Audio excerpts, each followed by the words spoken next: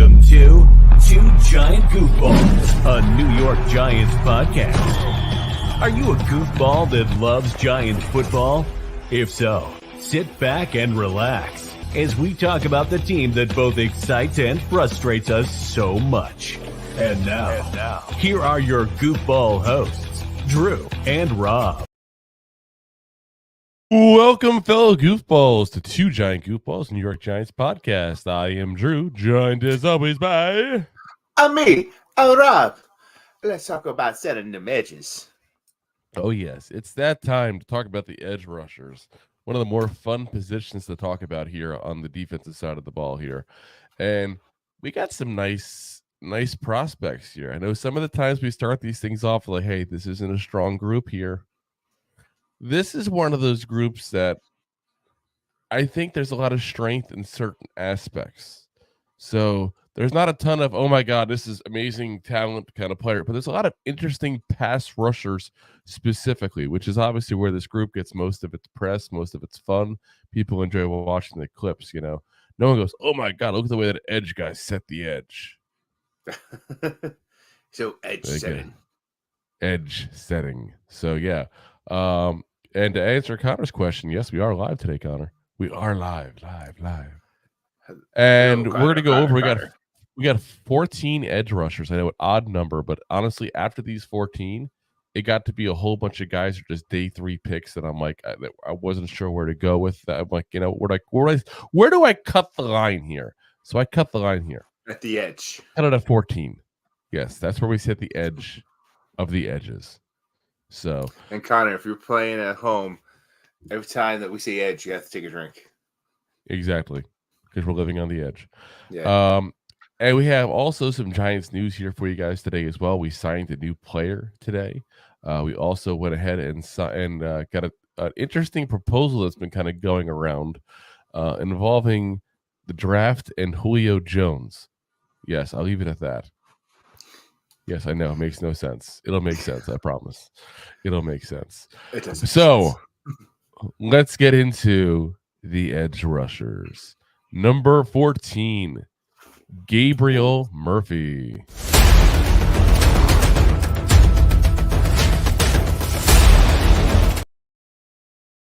Oh, yeah. Gabriel Murphy is played the last couple of years there at UCLA. Before that, played a few years over at North Texas. What an interesting mix. Went from Texas to LA. Yeah, it's like North Texas too, not even like Austin. That's got to be a little culture shock here. One way of wording it. 6'3", 260 pounds, so nice size there. No age given. Again, he started college though in 2019. So, you know, we have to be able to assume at that point that he, you know, probably around 23 years old or so. 13 games, 38 tackles, 4 tackles for loss, 1.5 sacks, 1 pass deflected, and 1 fumble recovery. Not so crazy. But this past year, all of a sudden kind of clicked. And keep in mind, he was coming from North Texas. So therefore, a little bit of a jump in, you know, what town he went to at that point. 13 games, 38 tackles, 16 tackles for loss. It quadruples that number there. Goes up to 8 sacks, 2 passes deflected, has an 85.3 PFF grade there. As far as the pros and cons here, pros is a good first step and a good use of hands. That's very, very key stuff there. People always forget. He who gets off the ground or moves towards the other side of the ball quicker tends to have the advantage. If you can time a snap, that is a skill that will always help you. As far as the cons, no twitch, meaning he's not the guy that can kind of shift and gear a little bit there and move around and kind of fool you. He's prone to penalties. He's had a lot of penalties this past year, and he does have shorter arms. That's obviously going to hurt him a little bit there in the NFL. People typically have prototype size. I think he's going to be a round 4 kind of grade myself there. I think he's going to be a guy who will probably start off as a backup edge, a pass rushing specialist kind of guy. And they're going to hope to, obviously get him into the role of a full timer. But again, when you're getting somebody in the 4th round, the 4th round is not necessarily where you're looking to get a starter. You don't mind getting a starter, don't get me wrong. But in the end, you're happy with somebody who just contributes to the team in some way, shape, or form. That's what you want on day 3, contributors. And you just leave it at that, because you can't be picky when you're picking people that have been already passed up 3 to 7 times. By 32 teams. Exactly. That's literally what these guys are. So, these are not the best of the best of the best of the best. Sir, we're going to start getting to those guys soon, though. Oh yeah. So, next up, we have lucky number 13. Javon Solomon from Troy.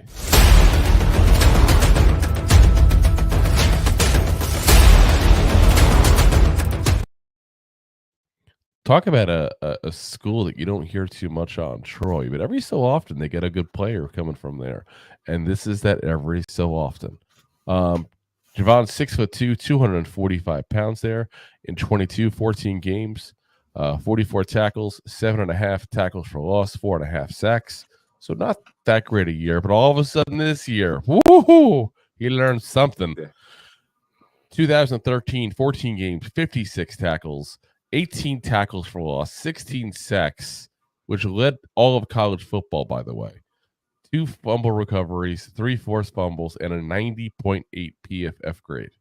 Now, keep in mind, when we're talking sack totals here, guys, I want you to remember this too. These aren't 17-game seasons like the NFL. So if you're comparing the NFL, that's not the right comparison to make there. So we said, a minute ago, Murphy had 8 sacks in 13 games. That'd be like having an 8, it'd have like a 9-10 sack season at that point in the NFL. 16 in 14 games.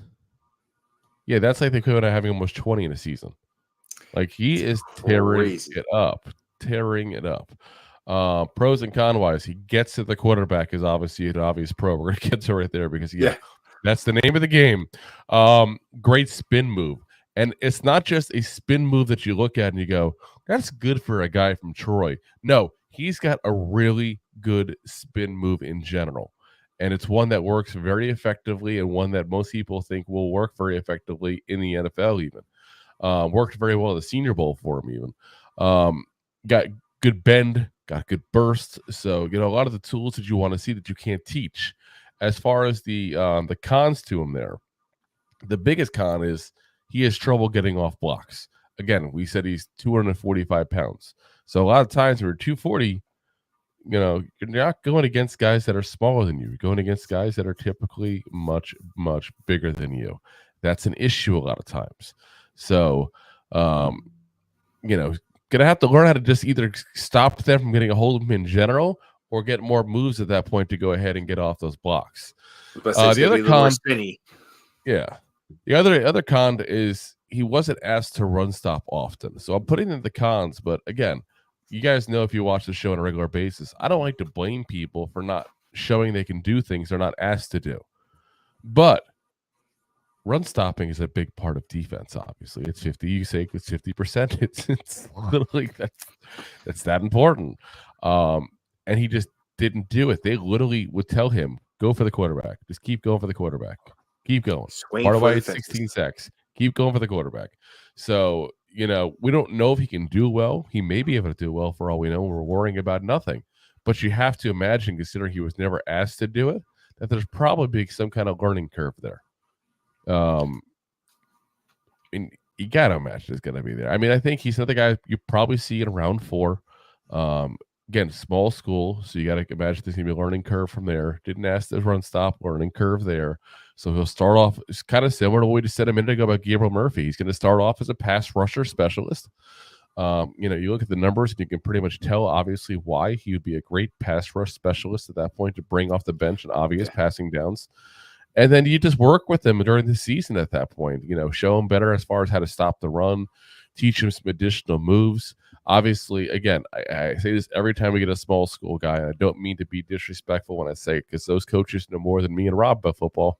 I'm not saying they're bums, but they don't know nearly as much as the guys at the big school, and they literally don't know half as much probably as the guys at the NFL level. There is a difference in the teaching abilities, and there's a difference in the knowledge level they have. So go in there, let him sit for a year or two behind somebody, let him learn. And eventually this guy could, if he gets good at stopping the run, he could end up being a very good starter for somebody in the steal in the draft. But he's going to take a little time to develop, and you're going to have a little patience with him. So, yeah, no, without a doubt. All righty. Next up, we have another small school guy. It's a small school kind of day, you guys. Marshawn Neeland.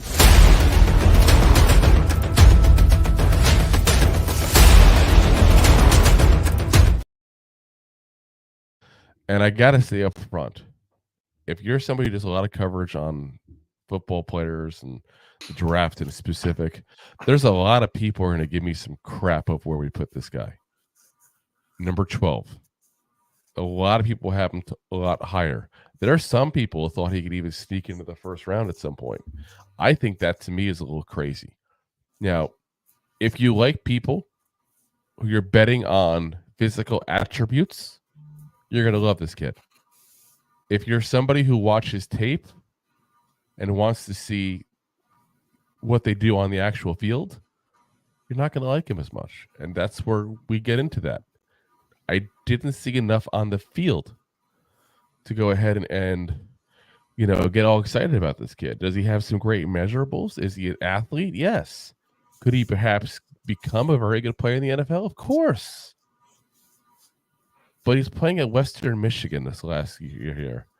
And just his whole career just didn't dominate like you'd like to see. 6'3", 275 pounds, 22 years old. You're looking at 22 is 9 games, 37 tackles, 10 tackles for loss, 1.5 sacks, and 3 passes deflected. This past year, 10 games, 57 tackles, 7.5 tackles for loss, 4.5 sacks, 2 forced fumbles, 89.7 PFF grade. Now, that's still a very high PFF grade because he was very good at setting the edge. He was very good at stopping the run. But my main thing is, that's great. But if you're not sitting there and getting to the quarterback, I can't go goo goo gaga and crazy for you. Especially when you're not doing it in Western Michigan. Like, what's going to happen when you start facing guys that are a whole lot better? Because that's what we're looking at here. I mean, yeah, we said it last night. We've said it this year, last year. When you get someone from a small school that is going to be NFL caliber talent, you want them to dominate those conferences. You want them to dominate those divisions. They need to be the hammer constantly and nailing the opponents, nailing the opposing team. Yeah. And I think whether Drake May, not saying that he's going to go high as Drake, but you know what I'm saying? You want someone to stand out.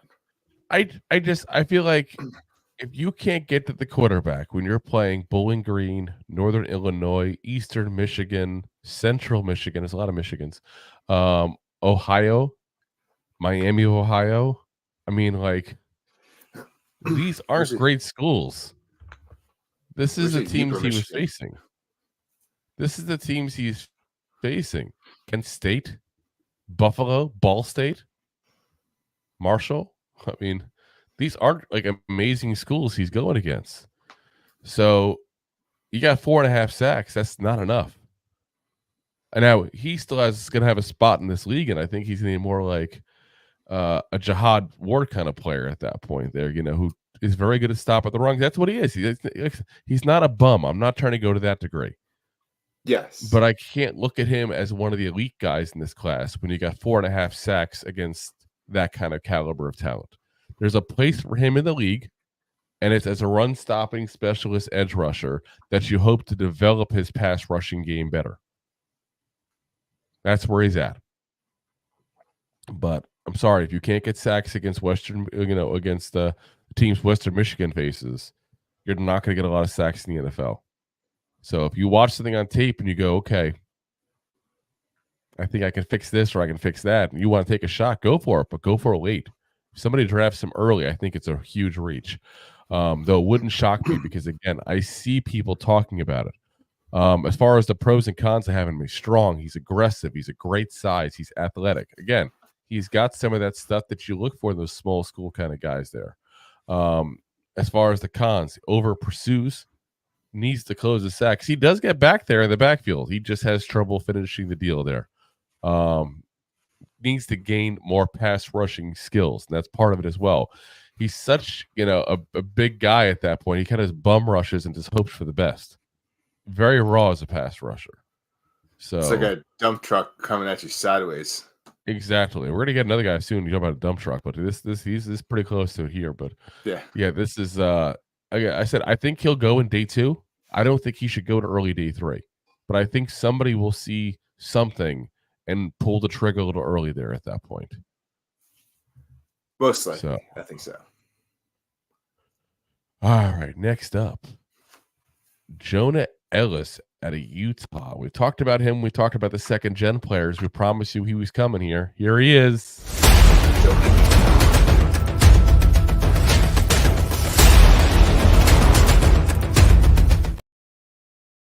All right, Jonah Ellis out of Utah. Should be said that way more. It's more fun. Utah. Like Soldier Boy. Or like Point Blank. Jonah, Utah. 6'2", 246 pounds. Wow, can you really imagine big boy. 400 some odd pounds? That'd be hilarious. So he is 21 years old. In 22, 11 games, 26 tackles, 6 tackles for loss, 3 sacks, 2 fumble recoveries, and 2 forced fumbles. This year, 10 games, 37 tackles, 16 tackles for loss, 12 sacks, 3 passes deflected, 1 forced fumble, and an 84.7 PFF grade there. So this is going to sound a little deja vu potentially in a little bit here, but very good as far as pros and cons. Very quick, good hand counter. So if you got an offensive lineman that goes to put his hands, he's very good at countering that move real quick and slipping out of it there. Fast first step and doesn't give up. This is a guy, when you watch him on tape, if you got a quarterback that's holding onto the ball, waiting for something to open, sometimes it seems like the guy's going to get pushed to the side. They kind of are away from the play. No, he keeps going. This guy does not shut it off till that whistle blows. I love seeing that. As far as the cons, this is going to sound rude, but he's weak. He's just for the size he is, he just doesn't have a lot of strength. I mean, he's 246 pounds. You expect him to have a little bit of strength there. He's really got to have to bulk up in the NFL, depending on how effective his spin and his speed rush moves are. He's also got a lack of bend, which is an issue for a guy who counts on speed rush moves at that point. So I'm a little concerned that combination is going to be really bad in the NFL there. But I do think this is another guy, much like the guys we've already talked about, that again, you add him in as a situational pass rusher, you work him up a little bit, you do some coaching with him, and you try to develop him into a long-term starter on your team potentially. I think he's going to be a round 3 pick, and I think someone who is got a 3-4 scheme is the one who's going to have to go for him there, because I don't think he can play the actual defensive end position unless he can put on 20 pounds in the next couple months here. So, but not a bad player, I think, overall. Yeah, he's definitely, like you said, 4-3 is definitely where he's going to go. He's got the talent, and I wouldn't be surprised in a few years you see this guy walking around like 265, 270, looking like Francis and if you tell him to, he will. He's that player. I think. I really think he's going to be that coachable. And I don't know if it's just the proper things got instilled from his dad, who again talked about, played football for many years for the Detroit Lions. But yeah, he's coachable. He definitely seems coachable. So love that in a player, that's for sure. All right. We go back to like one, semi bigger school to go into a little bit of a smaller school again at that point there. This isn't as small as Western Michigan or Troy, but another school you don't see a lot of names coming out of that are top 10 in any draft, but we got one here for you. And this kid actually seriously has a lot of potential to do some major things in the NFL, and that's Muhammad Kamara.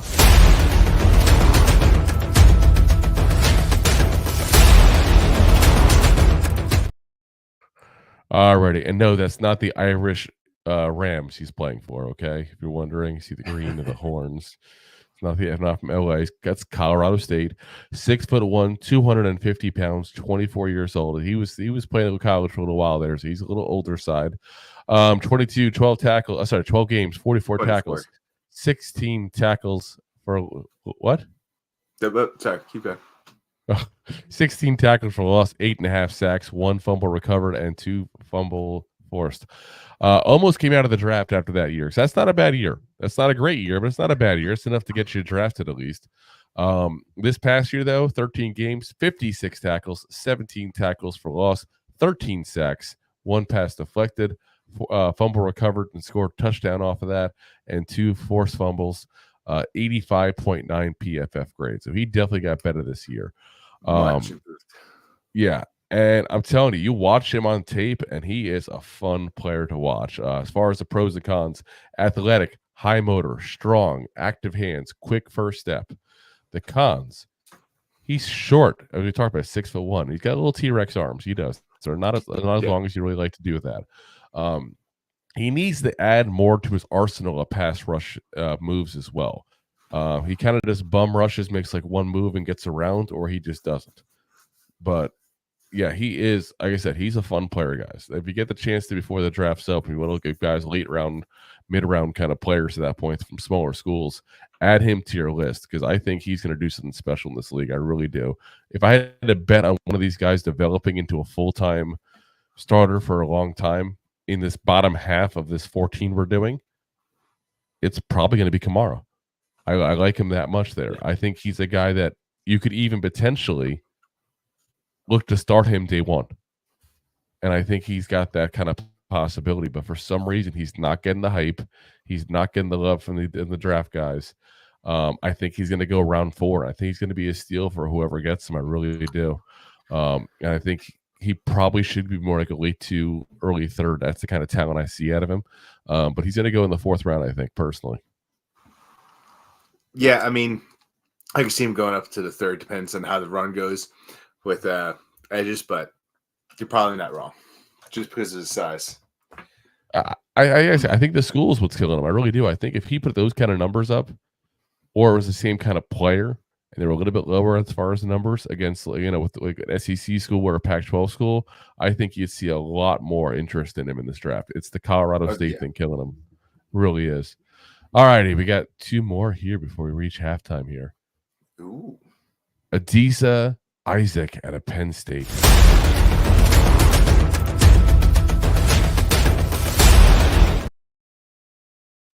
All righty, so 6'4", so not a shorty there. 254 pounds, 22 years old. 22, played 13 games, 28 tackles, 11 tackles for loss, and 4 sacks. This past season, 13 games, 37 tackles, 16 tackles for loss, 7.5 sacks, 1 fumble recovered, and 81.7 PFF grade there. As far as the pros and cons here, the cons only one really, and that's the big one there. But as far as the pros, he's got a lot of nice pass rush moves, really active hands, good bend, and good off the snap. He's a pass rusher. As far as the negative goes, he's just bad at stopping the run. As Rob just pointed out, by the way, that I skipped somebody, guys. I apologize. Adisa Isaac is number 8 in our list. I'll go over back to number 9 in a minute. I really want to just go ahead and keep you guys in suspense of who number 9 is. I know that's why you're all here, to find out who is number 9. Love potion number 9. Anyway, again, the con for him is run stopping. He is horrendous against the run in college. So that doesn't tend to get better in the NFL. I think he's going to be a really good pass rush specialist in this league. And I think that's probably where he stops. And that's why he gets down here, because he's going to be that guy that could come off the bench and still get 6 sacks a year. That's where I have him at in the NFL. But he'll put him in never third and long situations. Yeah. Is anything you think it's a pass, pop him out there. But the problem you're going to run into is audibles. No, it's not that. It's that he's never going to end up playing time on the field because of his issues against the run to go ahead and be a star. You know what I mean? If he played Yeah. 80% of the snaps, he'd maybe have, 10, 11 sacks potentially.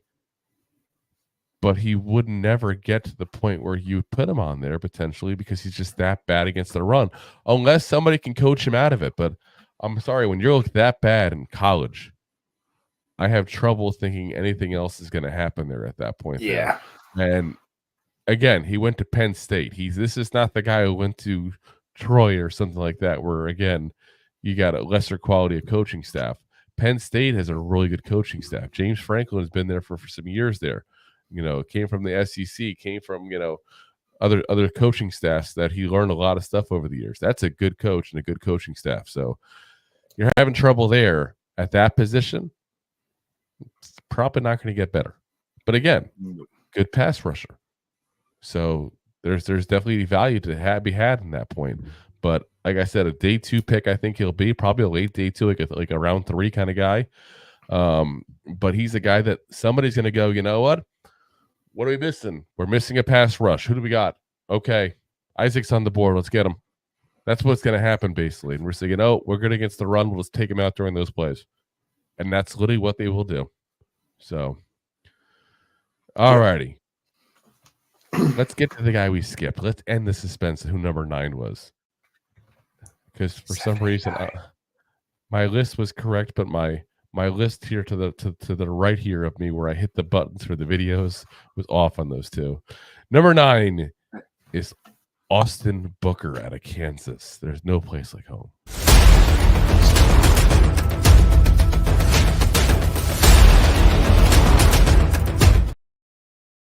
And talk about an interesting player here that it gets a little difficult to a certain degree to get a full feel for him. So he played last year at Kansas. Prior to that, he played a few years over in Minnesota, don't you know? Minnesota. And got like no playing time whatsoever. Like they just would not put him in the games there. He literally had 1 start in his entire career prior to going to Kansas this year. So 6'6", 245 pounds. So yeah, no short arms there. No, another guy with no age. Well, yeah, I mean, he's about the same size as me, and I mean that's like I'm off the camera here, and I'm far back. But I'm far back. You're right against it. Yes, my nose is pressed against it. You have a big nose. It's okay. Your nose is always pressed against. Anyway, no age given for him, but he started college back at 21, so you got to assume that he's probably about 21 years old because that means he graduated high school around then. So, 18 years old. So 2003. So yeah, about 21 years old, you got to think. 22 when he was last year at Minnesota, 6 games, 2 tackles, 1 forced fumble. Yeah, not very good. 23 though. Again, Kansas saw something they liked. 12 games, 56 tackles, 12 tackles for loss, 8 sacks, 1 pass deflected, 2 forced fumbles, and 82.2 PFF grade there. And again, this is Kansas. This is not, he didn't go to some tiny little school to try to just get some playing time. Kansas is as legit a school as Minnesota is. So I don't know what Minnesota did, especially because you will find out very quickly that we don't have people like crazy from Minnesota on our list here. So I'm not sure quite why they were like, let's not play this kid. He's too good. As far as the pros and cons, the pros very athletic. I mean, I gotta wonder if that's part of what they saw. If maybe they played them the prior year and just saw him out there stretching and running and stuff like that. Very athletic. Again, long arms, plays the run well too as well. Got that good bend, which is weird when you're tall like that. You don't typically have that kind of bend. He's got bend. As far as the cons, the only con really is the fact that he's raw. The guy played 1 start before this year. Yeah. This is raw as you get. This is like practically taking a kid out of high school. So that's very talented to be a protege. But yeah. So if you like developing and you feel like you have the coaching staff to develop and you like what you saw from this kid at Kansas, you're going to take the shot because he looked very good for a first-year starter. You have to look at it that way. We talk about these other guys that have like 9 sacks or, 10 sacks or 9.5 sacks. And this is their third and fourth year starting for some of these guys. He went right off the bat with 12 tackles for loss and 8 sacks. That's a good year. Pretty impressive. That's a good year. So kudos to him. Like I said, I think day 2 pick, and like I said, if you got the right guy to teach him, it could be some fun with them. All right, let's pay the bills real quick. Let's go to the comments, and then we're going to finish up with the second half here, and then we're going to go into that Giant news for you as promised with the brand new Giant just signed today. And again, a weird rumor involving Julio Jones and the NFL draft and the Giants as well here. So let's go ahead and pay the bills. Enjoying the show? Looking for more goofball action? Consider a membership at buymeacoffee.com/2giantgoofballs. Memberships start at just $5 and give you additional goofball access. One-time support payments also available starting at just $3. Buymeacoffee.com/2giantgoofballs. All righty. And it's mostly Connor being drunk, everybody. So if anybody else has any thoughts they want to give as well, feel Also, free to Connor share Edge. while we start to read. Huh? Oh, I just said Edge. Yeah, he's playing a game. He's game. Oh, yeah, that's right. Connor says, is this live or Memorex? Was hoping for Memorex. I don't know why he doesn't want a live. You don't want a live show? You want us to do Memorex? He says, okay, I'm into the drinking game. He said, drinking Sammy. He means Hagar Cabo Wabo tequila with teriyaki chicken wings. Now, are you using the tequila in the chicken wings, or are you just actually drinking the tequila? Well, I hope he's drinking tequila because you wouldn't want to spend that kind of money to spend a Cabo Wabo to put in some wings. Is Cabo Wabo expensive? I don't know. I'm not a tequila person usually. Well, I mean, you can get Don Pepe for cooking. It'll be a lot better. I usually do whiskey. Is it? I think Cabo Wabo's like $50 a bottle. Yeah, that's decent amount then. Let's see. Rob says, "What are you looking for, Roberto? Misplace your tequila." I did. It's hidden in my liver. Oh no! No, I had to plug in my laptop, and I unplugged the plug as I was plugging in the laptop. Oh no! Connor says, "Drew, are you dissing Western Michigan? Don't get the people there in an uproar. Listen, they're gonna have no clue. It's still the winter. They're still frozen in ice right now. By the time they thaw out, they'll have no clue what's going on. They're all ice fishing, drinking tequila. Exactly." Connor says, "Hey, Tom Brady says he might come out of retirement. And did you hear the glove quitter died today? Before OJ was good for you, now it'll kill you. Justice cancer got him. Burn, OJ, burn." Yeah. For those who missed the news today, OJ Simpson. Not a Jew, but guess who is? Hall of Famer Rod Carew. OJ Simpson died. It's weird when like somebody like that dies for me because it's like, listen, I'm not going to get into the legal case of it. I believe personally that he did it, but I wasn't there. I don't know. Yeah, we were also kids when that was happening. Was it 96? Right? I would say like even early 92 or something like that, dude. I remember the Bronco drive. Oh yes, everybody remembers the white Bronco. Yeah, I remember that stopping live TV. You're like, what? But it's like I didn't see him play. That was the 70s now when he was playing at that point. There. I watched him in Poseidon Adventures. He was in Poseidon Adventures. He was in Lethal Weapons. Yeah, and he was also supposed to be in the Terminator, but they said he wasn't capable as a killer. Yeah, he's too kind. So. I don't know.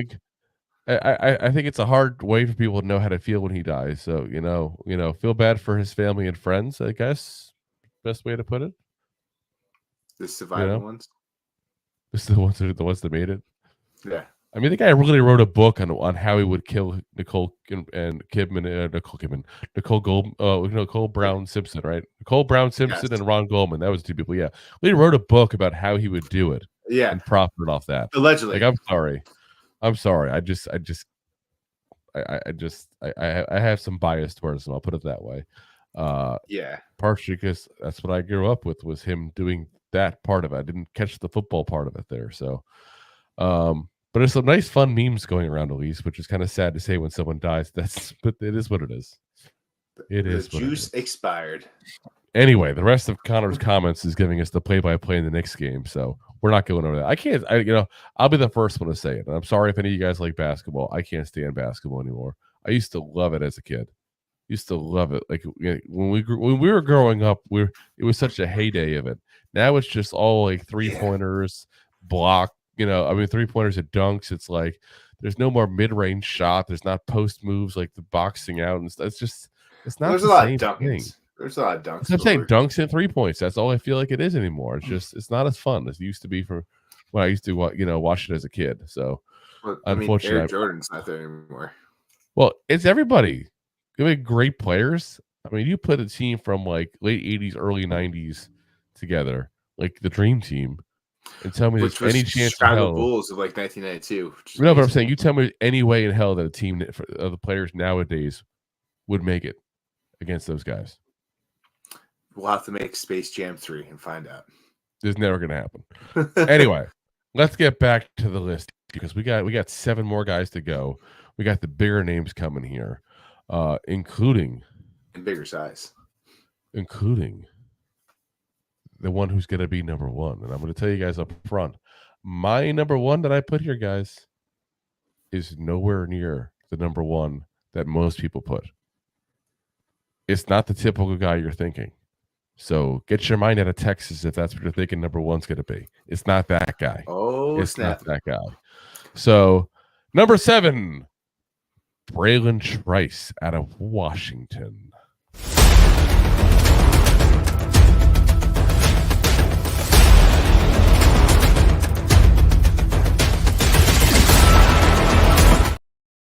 Oh, yeah. We've talked about him before. Actually, we've done mock drafts with him and gotten him as well. So 6'3", 6'4", 274 pounds, 23 years old. In 22, he was 13 games, 38 tackles, 12 tackles for loss, 9 sacks. Actually led all of college football in QB pressures that year. In 23, 15 games, 49 tackles, 11.5 tackles for loss, 7 sacks, 2 passes deflected, a fumble recovery, and a forced fumble with an 88.1 PFF score there. As far as pros and the cons there. Pros, strong, gets in the backfield regularly, good against the run, and a high motor. He's an all-around player. This is not the guy you develop in as a situational pass rusher and hope you can develop the rest of the game. He's got both parts of the game now already down. The problem you run into is, as far as the cons here, he doesn't change directional well. He's not an elite athlete, and he's got a limited pass rush. His main thing is bull rush and maybe one move after that. He's got to get a mentor at that point that can teach him a lot of moves at that point and get that going. But you also have to recognize, again, that he doesn't have that elite athleticism. He's never going to be the guy with the crazy spin moves and stuff like that. He needs to get rips and swims going and stuff like that, get those arms moving at that point and get some moves going that way.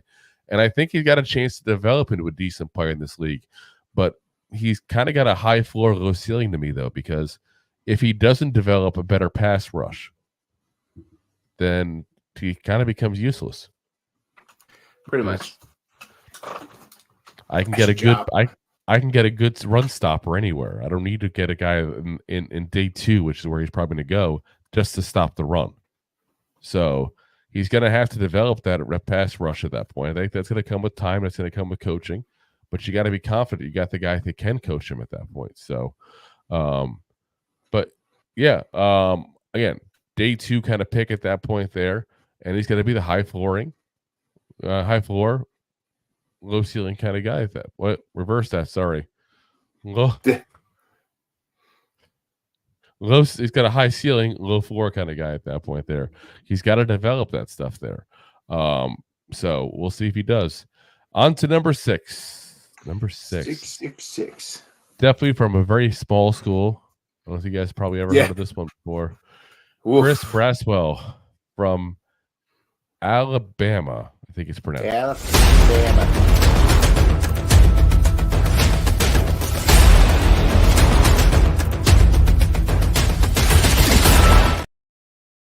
All righty. So, yeah, I think they've won a couple of championships or something there in Alabama and Tuscaloosa, just a few. 6'3", 255 pounds, 22 years old. Back in 22, he was 13 games, 20 tackles, 4.5 tackles for loss, 2.5 sacks, 1 forced fumble. didn't get nearly the playing time he got this year. In 14 games, 42 tackles, 10.5 tackles for loss, 8 sacks, 1 interception, which he did return for a pick 6, 1 pass deflected, and 3 forced fumbles.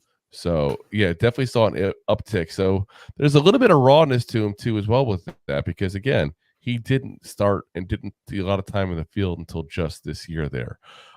Ended up with a 81.0 PFF grade. Again, that's SEC. I do kind of scale these kind of grades when I look at who they're playing against at that point. 81 against basically the best competition in college football. That says something. Pros and cons for him there. High football IQ, quick first step, great hand technique. Cons, stunted if the lineman gets the inside punch. So if that guy gets in there and gets right in there on him at that point, he has no way to break free. He's done. He's got, again, this is the rawness. This is where I said, that's the thing. Actually, I think I said it still looks raw in there. He's going to have to learn. He needs more reps. He needs to get a little more coaching at that point. But he's got a good start. And if you feel like you can be the one to go ahead and get him into the form and you like the way his tape looks at that point, then why not go for it? It's not like Alabama hasn't had a few successful people come into the NFL at that point. You know, it's if you're going to take a bet, take a bet on a guy from Alabama. It's not a bad move there. But he's another guy who's going to have that, you know, high ceiling, low floor kind of thing there because he could not pan out. That could be the best. He could already be best at that for all we know. You know, we could have reached that ceiling. We don't know. You don't know. So, but a day 2 pick on somebody with potential elite pass rush abilities and edge abilities overall, you take that shot and you hope that that's how it works out. Yeah, you get some help coach him up to get rid of those first punches, and then you know take those good hands. Yeah, he could be good in the NFL. Now we get on to a guy who's just as likely to eat the quarterback as he is to sack him. Darius Robinson, not to be confused with Darius Rucker, out of Missouri.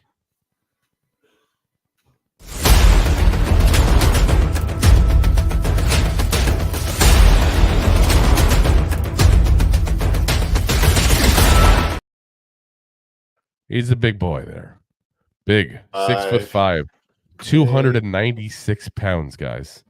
Think about this. We talk about a guy like 240. Like he's almost got 50 pounds basically on some of these smaller guys here. That's crazy. 60. Yeah. Oof. In 13 games, 35 tackles, 5.5 tackles for loss, 3.5 sacks. 12 games, 43 tackles, 14 tackles for loss, 8.5 sacks, 1 fumble recovered, 1 forced fumble, 83.1 PFF grade. Again, against SEC talent.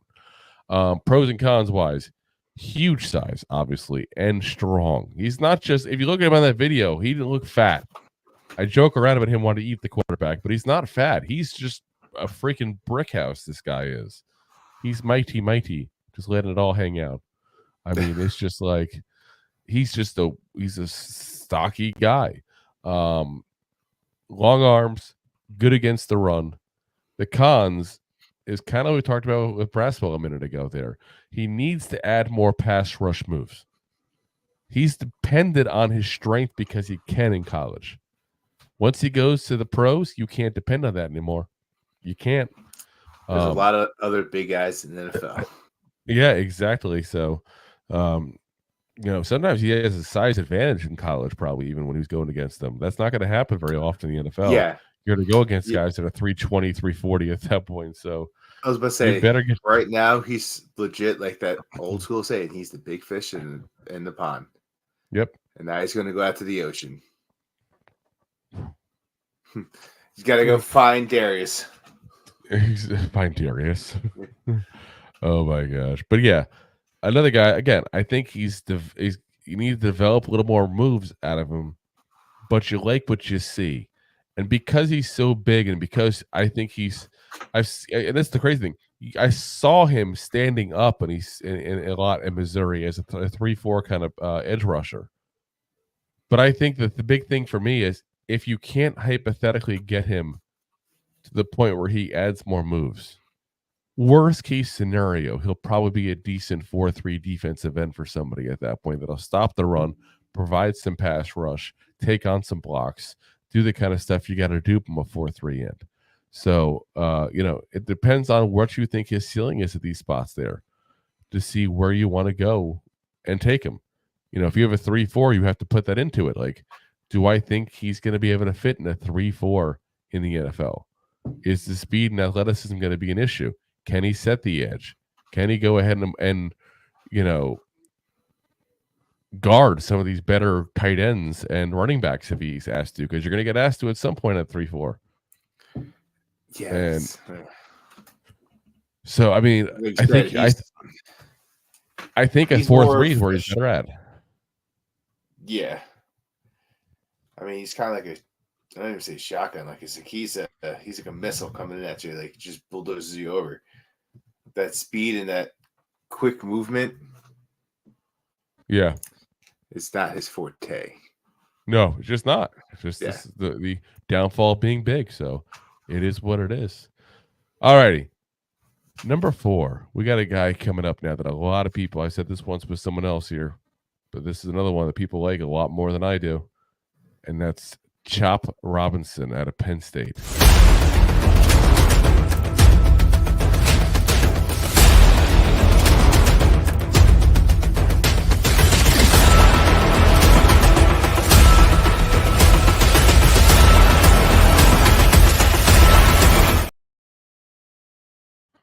All right, Chop is 6'3", 250 pounds, 21 years old, and has the coolest name in the entire draft, potentially.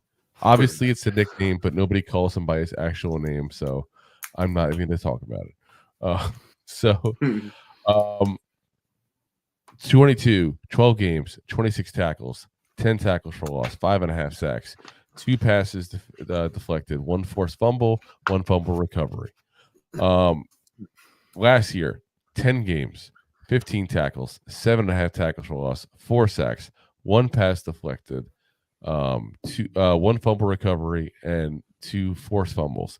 A 90.8 PFF grade, by the way. Very good PFF grade. But he played in just 303 snaps this past season. That's why you see the numbers down like they are. The pros. Amazing first step, which he does have. He's probably the quickest guy on tape at getting the snap right at that point. Very good bend, high motor. You saw that last play you saw there in the intro. He just kept on going to miss the sack, but then jumped into the pile and happened to get the fumble recovery at that point. He's a smart player like that. Overly aggressive at times, though. Again, we go back to that play. He missed the sack at first because the quarterback moved just a little bit, and he was already set beelining in one direction and couldn't change that direction. He's got that straight arrow point to where he wants to go, and you can't always do that in a pass rush. He's also overly focused on the pass rush to the point where he'll let running backs actually get by him sometimes because he's just so dead set focused on getting to the quarterback. That's the definite issue as well. And that's what you do in the NFL. The coach is going to rip you a new one right in the goddamn sidelines. I'm sure that probably happened knowing Franklin when he was in college there as well. He's the guy that a lot of people like him because of the measurables. A lot of people pretty like sure him. it happened in State. I'm sure it did. But a lot of people like him because of the measurables. A lot of people like him because of the athletic ability he has at that point. And they see that potential. Now, sometimes you get those weird things, and I'll never understand it, okay, where you get these guys who have all the measurables, all the capabilities whatsoever, according to what you see them do in practice and on the track and on the bench reps and all that kind of stuff. They're the cone drills, all that kind of fun stuff. But it never seems to work in the actual game. Some of those guys pan out. Some of them don't. Look at Walker, the first round pick, the first overall pick a couple of years ago. We were laughing when he was taken. He got 10 sacks last year. Basically, did all of college in 1 year in the NFL. So, sometimes it works out. So if you're that guy who thinks that you want to hire for, and draft people because of that, you're going to like him. But he's going to go in the first round. And I have a lot of trouble taking a guy on hopes and dreams in the first round. My first round guy has to be an immediate playmaker. He has to be a guy who can go ahead and automatically, make a difference. I'm not so sure Chop is that guy. I just don't see it. Again, not a bad player, but I think of him and I watch him and I think he's more of a late second round kind of talent. And I think someone's going to take him mid first, and it's going to be way too early in my mind. I don't know if we go that early, but yeah. I think just because it gets that rush on pass rushers, and there's really 4 of them that are going to go in that first round. And once you start getting close to those guys getting run up, someone's going to take them just to not miss out on getting a pass rusher. Desperation by Calvin Klein. Desperado. Say Nosferatu? Do you call him a vampire? Not a vampire. Yeah, I said Desperado, but yes, you call him Nosferatu. Oh, why don't you come to your senses? I don't want Let's to. get to number 3. Number 3. I'm gonna go hang out with Connor. He's already too drunk. Jared Verse out of Florida State. And this is going to be a fun guy to talk about.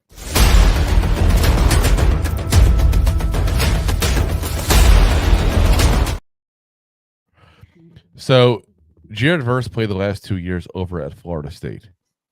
Prior to that, he played at the University of Alabama, University of Albany for the last 2 years. I looked up his stats at Albany out of curiosity because they didn't even list them on his stat page that I usually get these guys from. Whatever the Pro Football Reference version of the college one, that's where I usually get the stats from. And they didn't show anything but the first 2 years. And I looked more into him, like, oh, hold on, I played at University of Albany as well. Obviously a really tiny school, but hello, put the stats up. So I looked it up myself to see out of curiosity how much he dominated. He actually didn't even dominate that much. He kind of had similar numbers there to what he ended up doing in Florida State. Now, keep in mind, it doesn't mean he didn't get better. He got better and did similar numbers at Florida State against a much tougher, talent level than going against University of Albany players there. But like I said, I was just curious to see how much he had dominated there. Anyway, on the sizes there, 6'4", 260 pounds, 24 years old. So obviously a pretty good size there. In 22, 12 games, 48 tackles, 1 tackle for loss, 9 sacks, and a fumble recovered. 23, 13 games, 41 tackles, 12.5 tackles for loss, 9 sacks, 3 passes deflected, 1 fumble recovery, 1 forced fumble, and an 84.4 PFF grade.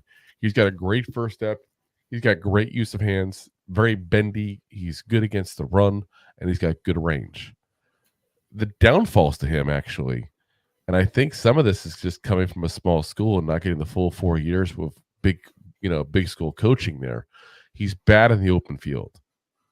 Like, if hypothetically the Giants have to, Giants draft him and he has to go try to open field tackle Saquon, good job. Good luck with that. That's not going to work out very well. He's also bad at misreads. He doesn't always judge the plays correctly there at that point. Those are things that you could often teach, though. Even though he's a little bigger in size at 260 already, he's going to be probably best in a 3-4 system. And I think he's going to go top 15. I really do. Now, is he top 15 talent? No. He's probably back end of the first round talent. But there's not a lot of big name heavy hitter edge rushers. And those guys, second to quarterbacks, probably go quicker than anybody else. People are always looking to go ahead and overreach for edge rushers because they want 2 things. Either have a quarterback or have someone who can get to the other quarterback. That's the 2 biggest wish list items for any NFL team always. So my quarterback can't throw. Neither can yours. No one's can throw. Yeah. But I mean, again, you look at this guy on tape and he's really good, and I think he's still improving. I don't think he's maxed out. I see, I see him kind of improving as time went on, even within this last season at that point. So I like seeing a guy that's still continuing to improve after playing, again, 4 years in college. It's not like he was like 1 or 2 years and, is still young and raw. He's 24, but he's still improving. He's an instant starter. At the worst case, he becomes an average starter in this league, in my mind. But best case, he continues to grow and becomes a stud. So somebody's going to take the chance. Like I said, somebody's going to take the chance in that top half of that first round, I think. So good player. At 16. At 16, that's fine. 16 is top half. Listen, if I say he's top 15, he goes 16. I'm not that off. Stop. Yeah. Don't That's be just that being guy. sure. You know that. Oh, I was that. Number 2. Dose. And this is where we got the guy that most people have number 1. We're popping him number 2 though. Dallas Turner out of Alabama.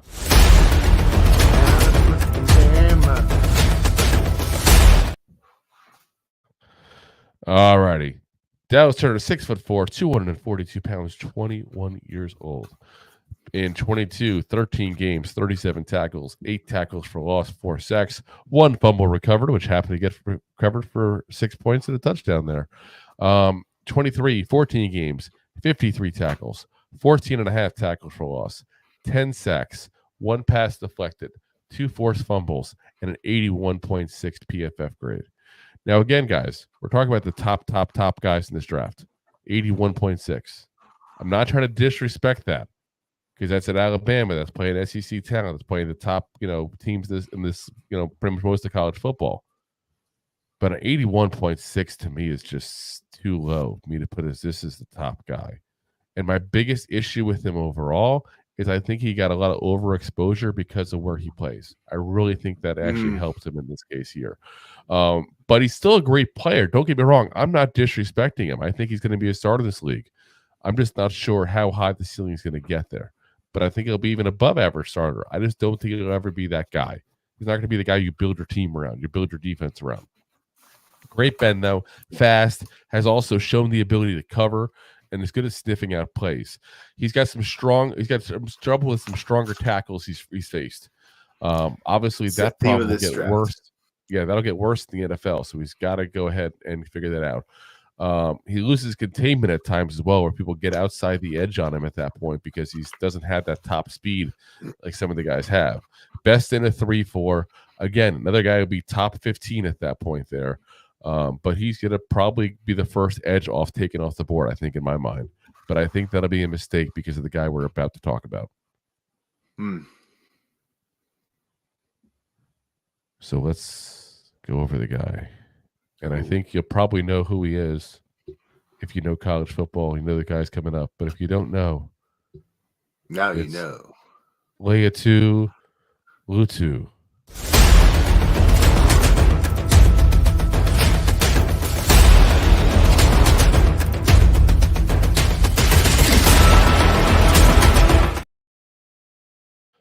All righty. So played 2 years in UCLA, played 2 years prior to that in Washington. Interesting story about him going to UCLA. I'll get to that in a minute here. It's 6'5", 265 pounds, 23 years old. So he's got prototypical size there.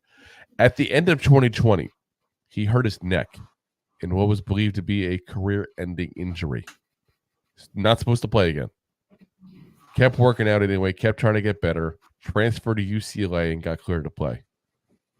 13 games, 26 tackles, 12 and a half tackles for loss, 10 and a half sacks, 1 pass deflected, 1 fumble recovery, 3 forced fumbles. This past year, he went off. 12 games, 49 tackles, 21 and a half tackles for loss, guys. 21 and a half tackles for loss. Let me just reiterate that in case you didn't hear that correctly. 13 sacks, 2 interceptions, 2 passes deflected, 2 forced fumbles, and a 96.3 PFF score. My God. How is this man not being listed as the top? And I think it's the medical. It's got to be the neck concern. It's got to be. It's got to be. He's been playing 2 years since then.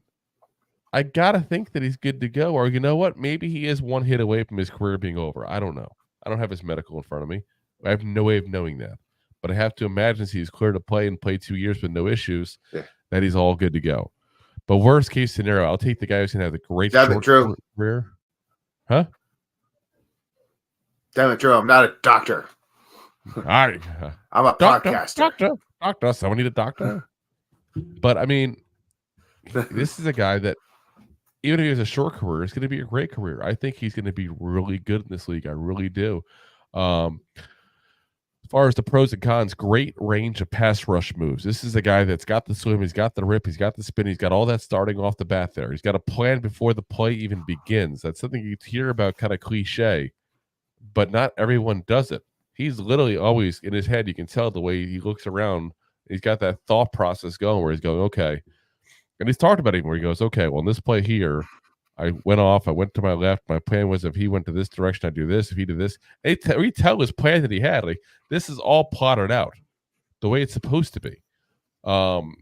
Quick to get started at the snap as well. Explosive, great use of hands. And again, good size. His cons, he does have weak legs. If somebody's on him and he's trying to push back a little bit there, he needs a little more sled time. That's the one thing I'll say is a little off on him there. He's also a little too quick to move at times as well. And maybe this is part of the downfall of having a plan. He wants to go right into that plan. And sometimes the play progresses in a way that doesn't help with that plan. He's also rarely asked to do man coverage. So again, I'm not putting as a knock on him. He just didn't do it in college. So we don't know how well he is at it, because he's going to be a 3-4 kind of guy. He's going to be a guy that's going to be asked to do man potentially at some point, that means. And we have no clue how good he is at it, because we just didn't see it on a regular basis. But he wasn't bad at zone. Like I said, two interceptions, even a couple passes deflected this past year at UCLA there. I mean, that's a good year. This is a strong player, guys. This is a guy that this is a game changer on your defense potentially if he can be healthy. And he'll go probably late in round 1. I don't think he's going to go with the top guys. I think you'll see Dallas Turner, Gerard Verse, and even potentially Chop Robinson all go before him. He'll probably be the 4th edge off the board, I think. Choppity chop. Number 1, numero uno, the big cheese. So, Head again, a lot of good pass rush. You notice there was a lot of what it was. We have pass rusher specialist, pass rusher specialist, pass rusher specialist. If you need a pass rush, this is the year. So, if you need a guy who's just an all-around great player already, probably not the year for you. Probably not the year, unless you're picking a guy in the first round. Hence why the Giants made the trade for Spider, besides the fact he's a really good player. They knew the limited options they were going to have. They knew they had to go out and get a second edge guy if they wanted him. So, and that's what they did. All right, let's get into, we got a little bit of Giants news here. Then we'll go over any last comments here. And then we'll go ahead and call it a night here. Let's get into it. It's time for the news. All righty. So the Giants signed today Jordan Phillips, defensive tackle / defensive line from, guess where? Oh, Buffalo. Who would have thought we'd get another Buffalo player? Oh, I'm in shock. That's for sure. 31 years old, originally drafted by the Miami Dolphins back in 2015 out of Oklahoma. He's been on and off kind of player. He gets good years. He has bad years. He has good years. He has bad years. Last year, he had a 35.8 PFF grade, guys. That is the second lowest among qualifying defensive tackles in the NFL. So, yeah, they certainly did not like his tape. So I'm not holding out much hope for this guy. I haven't heard any financials being talked about whatsoever, which usually tells me it's a very low pick. I'm kind of shocked, to be honest, because I know they've been talking about this guy for a while. I'm kind of shocked they did this before the draft, because this is now 2 guys they've signed before the draft, and I'm really hoping they do not screw up our 4th round comp pick that we were slated to get before they went ahead and got Dante Miller and now Jordan Phillips. If this screws it up, I'm going to be pissed as all hell, because Jordan Phillips is not some amazing player we couldn't have gotten at any point during the offseason. We could, based on how he played last year, we could have got anybody off the streets probably to play just as good. I'm available. Yeah, seriously. Pay me. But again, he's had some good years. So it's not like it's a guy who comes out of nowhere and you're like, whoa, like, why is this guy even still in the league? He's had some good years. He had one good year's first run with Buffalo, and that's actually what got him a big contract. And I want to say Arizona, and just that didn't pan out for him, basically. Just didn't live up to that contract. But he's had some good years. So, it was 9.5 sacks he had back in 2019. So that's when he went off to Arizona for a couple years after that there. But for his career, He's got 24 sacks in 10 years. So that just tells you what kind of record year for him that 9.5 sack performance was he had there in Buffalo. But again, veteran body, assuming he's going to be a veteran minimum, you bring him in, you see what you got, you hope for the best, and if you don't like it, you just cut him. So, but yeah, I think that's what's going to happen there. And then we got one giant rumor to talk about, and it does involve Buffalo as well. This is the Julio Jones one I was talking about there. And for those of y'all in the comments section, no, it's not about getting Josh Allen. I won't even validate those ones. That's the dumbest things ever when I hear that stuff. Listen, don't get me wrong. If Joe Shane wants to call up Buffalo and see if Josh Allen's available, I will not be pissed at all. That's a smart move. You should do that. But he's not leaving. He's not going anywhere. No. And I'm pretty sure those rumors started, April 1st? They've been starting like the last couple of years. I feel like ever since we got Joe Shane and Brian Dable. Plus, wink, Josh Allen nudge. would be worth way too much for us. So it's not that it would kill the Bills because not only would they be horrible, but they can't afford the cap hit from all the dead cap they take. So here's what the rumor is though. And the Athletic is the one who started this. And they didn't say they had any inside knowledge to why they started this. They're just starting random conversations, basically, because it's a little bit of a slow season right now, waiting for this actual draft itself to start up there. And their idea they threw out there was the Giants trading their first overall pick there. I said that first round pick, that just pick 6 there, to the Bills, so the Bills can go ahead and get an elite receiver to replace Stephon Diggs with. And they're calling it the Julio Jones trade package. Because to do that, you'd have to give up a ton of picks and do basically what the Falcons did, all those years ago when they traded for Julio Jones. They gave up a ton to do it. So in their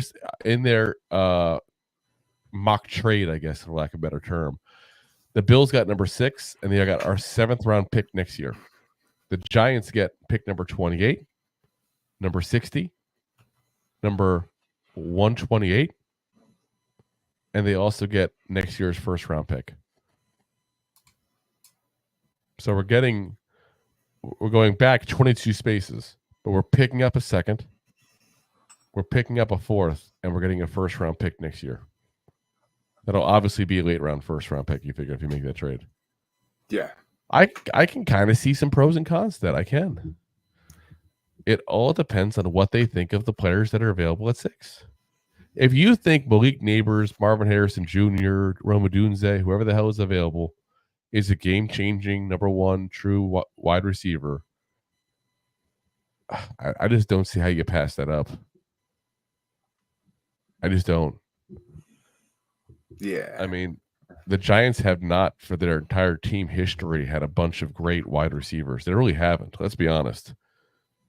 We talk about Amani Toomer, who, was a great long career, but was never a star in the NFL. He spent forever with the Giants. OBJ, yeah, but that was a nice, 4 or 5 year run. That was a quick run. You got Plexico Burress, again, quick run. It wasn't like we have great history of wide receivers. To me, if you get the chance to take them, take them.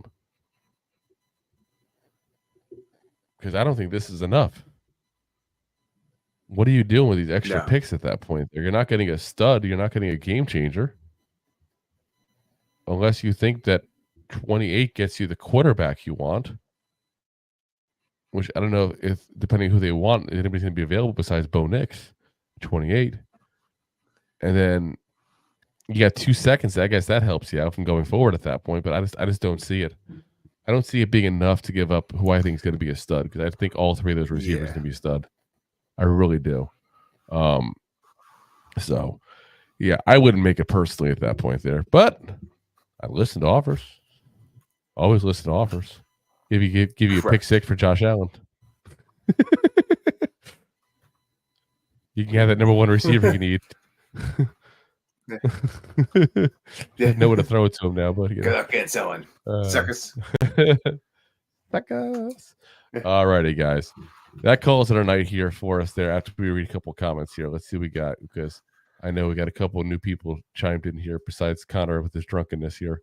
Connor says, sorry, I write too much in this game. Has money in the game. I won. I could buy another Cabo Wobble, or maybe I'll just buy Mizell with the worm at the bottom, because I used to watch Urban Cowboy a lot.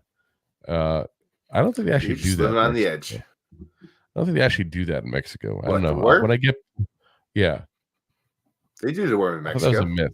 Do they actually do the worm? I drank the worm in Mexico. I did it on the jiu-jitsu trip. Even better. Never been to Mexico. I'm going next month. So it was in the bottle of Don Julio, nonetheless. I got 5 more weeks, guys. So I'm going for a week, and Rob's either by himself. We're gonna have to get some guest hosts. Yeah. So, any of the content creators that are watching, if you want to be a guest host for a day or two, or all for a week, even, who knows, go for it. Talk, message us on one of the social media pages, and we'll talk to you. Let's see here. Connor says Wes Hightower, our worm at the bottom of the bottle. I feel like that's a quote from the movie he's talking about, Urban Cowboy, maybe. I just haven't watched that movie. Connor says, funny thing about OJ, he was in a movie called Towering Inferno. Now he's burning in hell. Oh, my God. Anyway, I actually like that movie as a kid. Dark Angel. I can't tell what that is. Sorry. I was trying to look at it for one show. Is it a cat? It's got the on symbol at the end. It's got the on symbol at the end, but I don't know. Yeah, sorry. Gifts and pics don't come up the best necessarily on the screen there. Connor says, you're once, twice, 3 times the lady, and I love you. Oh, thanks. We'll freaked out now. He also says, how small is it? Whoa, hello. It's so small, inchworms are better. Okay, what's going on here? Can't say you love us and then just talk about how small it is, okay? Connor says, so rock me, Mambo. Here we go. It's Darius Rucker now. Should have done that now. Connor says, when's Josh Allen going to be our QB, since we keep getting Buffalo players? LOL. And Deb says, those rumors are all over the internet, Connor. There they are. He goes back, hey Deb, yeah, I started them. LOL. He said, I think one year Tom Brady be cheaper. It would be, but Tom Brady's done. He is. Yeah. Connor says, can't beat him, join him. And then he says, depending on how they view Penix Jr. injuries, he could slip 28. He could. And I mean, I guess, like I said, it'd be nice to have the extra picks. I just hate to go that far back and not get an elite guy. I really do. He says, no, I get him here at the liquor store. Worm is on the bottom. Okay. And then we got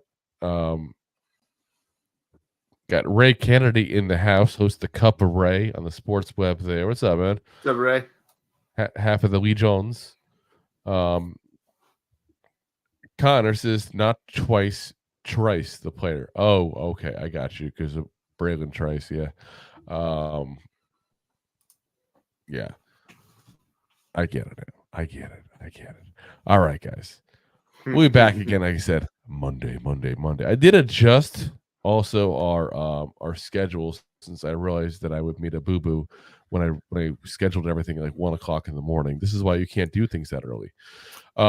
So next week we're starting off with corners. Then we're off on that's Monday. It's going to be.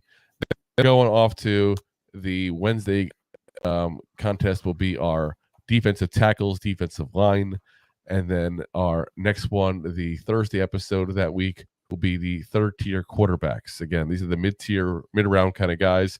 These are the guys who will be like, again, like the Spencer Rattlers, the Michael Pratts, the guys who were going to be third, fourth round kind of guys there at that point. There's a couple of good ones there, and intriguing ones there, guys. And I wouldn't be shocked if we don't get one of the top 6 that we don't go out and get one of these guys at least. And then from there, the following week, I think we're going to change some things up. I haven't talked to Rob about this. This is all new to him, so we'll hear him out, talk to confirm. But I'm thinking Monday we'll do our final mock draft. Monday and Tuesday we'll do our final mock draft. So Monday we'll do a full first round. Tuesday we'll do a last Giants one. Take Wednesday off so we can rest a little bit before the big day, because once the draft starts, guys, Rob and I have no life. We're We'll all be in. live for you guys all day Thursday, all day Friday. Whenever the commissioner or somebody's going to a podium, we're going to be there. And then, of course, Saturday as well. We'll have a special Saturday edition also once the draft is over. We will not do that live because, yeah, that's just too much there. So that's just, we're not going to go over the running back who will probably, rush the ball twice in his entire NFL career. We'll just wait till that one's done, then I'll let you guys know it. As Connor says, is Rattler worth it? You're going to find out next week, Connor. You got to wait till then. So like I said, we got a lot of shows coming up for you guys. They're already scheduled, ready to go. So best way, really, like I said, is YouTube. That's the easiest way to find everything there. So go there, hit the subscribe, hit the bell. But wherever you like, hit the bell, hit the subscribe there, please, and share with some friends. Ring my bell. But if you go onto YouTube, you can do the notify you option for upcoming live stuff. That's why I put everything up so early, so you can get the notification that we're going on. Again, we're going to be going on to the final of the position shows there to give you guys updates on the draft there. If you missed any of the shows, they're all up there for you to watch there. Or if you want to hear about specific players, we have a full playlist of draft profiles, breaking it down player by player. So that way it's short, like 4 to 6 minute episodes there, little mini episodes of each of the players there. As always, we are live on YouTube, Facebook, Twitter / Twitch, X, whatever. No, Twitter / X. Sheesh, I need some more coffee today. Dude. Twitch, Instagram, and of course, Rob's favorite, Drew's LinkedIn page. Oh yes, my LinkedIn profile.